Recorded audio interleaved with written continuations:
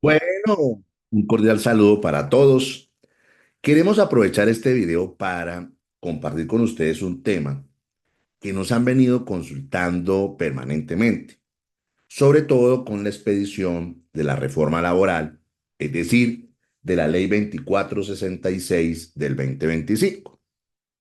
Sobre todo porque durante todo el trámite de la reforma laboral, pues se habló mucho de modificaciones, cambios e inclusive de eliminación de figuras. Y se hablaba mucho sobre el tema de las empresas, periodos temporales, y también se habló mucho de los contratos sindicales. Entonces, pues con la expedición de esta ley, pues es importante establecer y señalar, pues cuáles fueron los cambios que se dieron en materia de empleos y servicios temporales y cuáles fueron los cambios que se dieron con la reforma laboral en materia de contrato sindical. Y a su vez una pregunta que a veces pues se observa y es que, por ejemplo, en entidades públicas o en hospitales públicos se habla de formalización laboral y hay gerentes que dicen, bueno, vamos a vincularlos por una empresa de periodos temporales y cumplimos con la formalización laboral. Pero es evidente que en entidades públicas eso no es formalización laboral, porque formación laboral es que la entidad directamente vincula a las personas. Pero obviamente pues surgen muchos interrogantes y surgen muchas preguntas. Entonces miremos qué pasó con estas dos figuras a la luz de la ley 2466 del 2025. Hablemos en primer lugar de las empresas de servicios temporales. Es decir, la ley 50 de 1990, en su artículo 77, establece de manera expresa y concreta tres situaciones para que una empresa usuaria pueda contratar con una empresa de servicios temporales.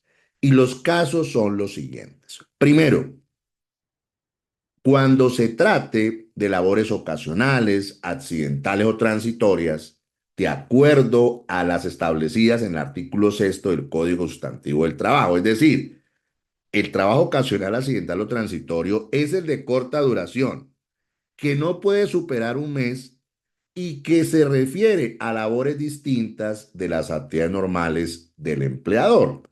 ¿Esto qué quiere decir? Para ser francos, que una empresa usuaria podrá contratar una empresa de servicios temporales para actividades de corta duración, no mayor a un mes, y para actividades que no sean misionales. Pues, por ejemplo, si uno habla de un hospital público, pues aquí no podrían contratarse los médicos, las enfermeras, las auxiliares, los camilleros, porque esas son actividades misionales, obviamente, del hospital. Por ahí no habría posibilidad. Pero en segundo lugar, o como segunda causal, se establece que se puede contratar una empresa de servicios temporales para cubrir o reemplazar personas que están en vacaciones, que está en una licencia, que está en una incapacidad por enfermedad o se encuentra en licencia por maternidad.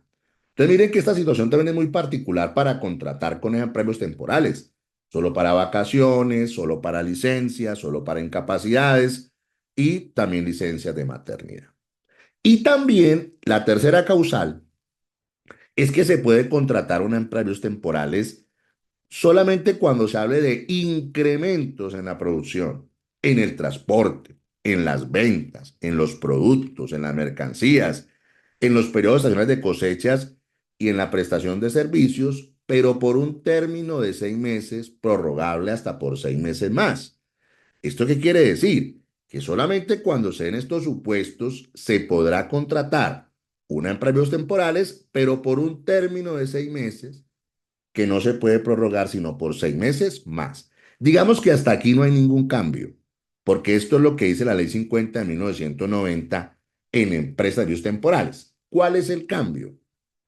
Pues que la Ley 2466 del 2025, en su artículo 45, introduce o adiciona cuatro parágrafos a ese artículo que mencionábamos anteriormente, que es el 77 de la Ley 50 de 1990.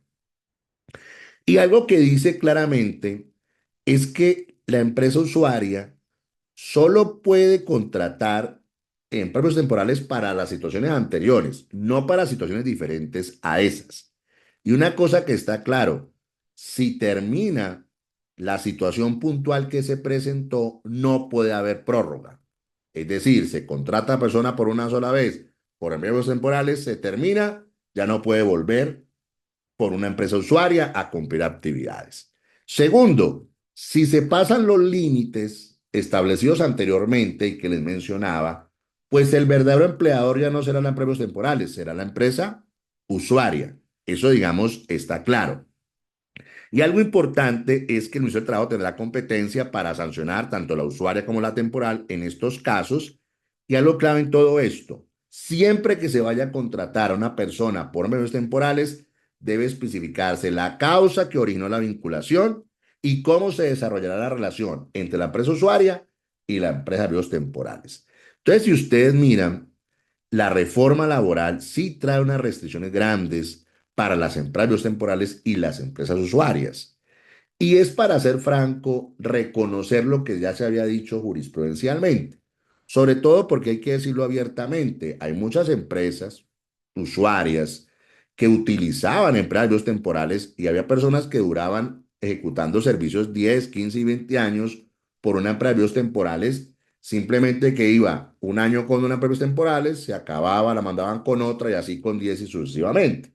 Entonces digamos que la reforma laboral reconoce lo que se había hecho jurisprudencialmente y sí, la contratación por empleos temporales en Colombia queda limitada a las situaciones planteadas en la Ley 50 de 1990 en su artículo 77, y si eso no se da, pues obviamente se dan sanciones graves, tanto de multas para la empresa temporal como la empresa usuaria, tanto de establecer que el empleador ya no va a ser la empresa temporal, sino la empresa usuaria, y a su vez, obviamente, no poder contratar a las personas en un carrusel de empresas de servicios temporales.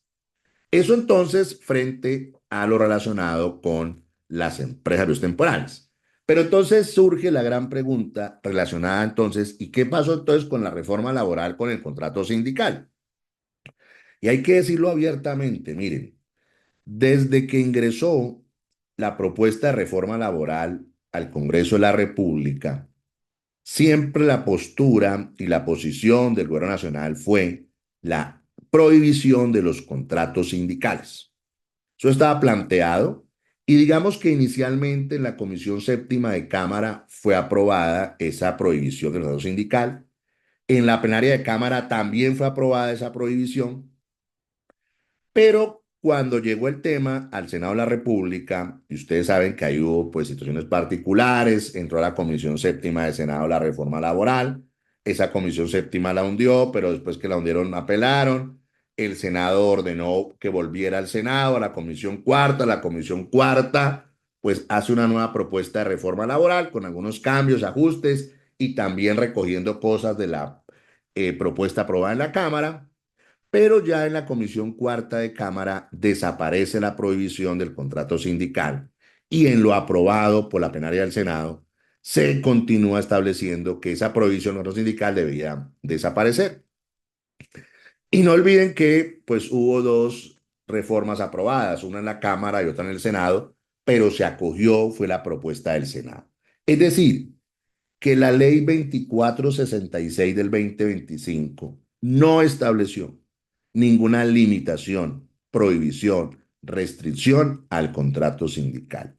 Eso quiere decir que el contrato sindical en Colombia continúa con las mismas reglas que hemos tenido a la fecha. Es decir, el contrato sindical continúa teniendo protección en el artículo 39 de la Constitución Política, continúa teniendo protección en el artículo 373, numeral tercero, y en los artículos 482, 483 y 484 del Código Sustantivo del Trabajo. El contrato sindical sigue teniendo y gozando de la protección dada por la Honorable Corte Constitucional en la sentencia T-303 del año 2011 y en la sentencia T-457 del año 2011. ¿Eso qué quiere decir? Para ser francos, que en Colombia el contrato sindical no sufrió ningún cambio, ninguna modificación, ni ninguna prohibición con la ley 2466 del 2025. Eso quiere decir que todos aquellos sindicatos que han realizado la figura del contrato sindical en Colombia, la pueden seguir realizando, como los sindicatos de empresa, como el Sindicato de Trabajadores de la Compañía de Empaques S.A., Sintra Empaques, como aquellos sindicatos de anestesiología que también tienen la figura del cordón sindical, como por ejemplo en Bolívar, en Anestesuno, en el departamento del Cesar Anesalud, o también sindicatos de ortopedia, o también en Bolívar, ASOMEP, y también ejemplos de sindicatos de industria que obviamente realizan la figura del contrato sindical, como Sintra Salud, Sintra Nordesa, Sintra Huempo, UTEN, Sintra Contesa, etcétera, etcétera. Entonces miren que de esta manera quisimos hacer este video para compartir con ustedes pues cuáles fueron los principales cambios en materia de empresarios temporales y contrato sindical con la nueva reforma laboral, es decir, con la ley 2466 del 2025. Y podemos concluir lo siguiente. La empresa de medios temporales tuvieron limitaciones y restricciones con la ley 2466 del 2025. El contrato sindical no tuvo ningún cambio ni ninguna modificación con la nueva reforma laboral. Un fuerte abrazo para todos.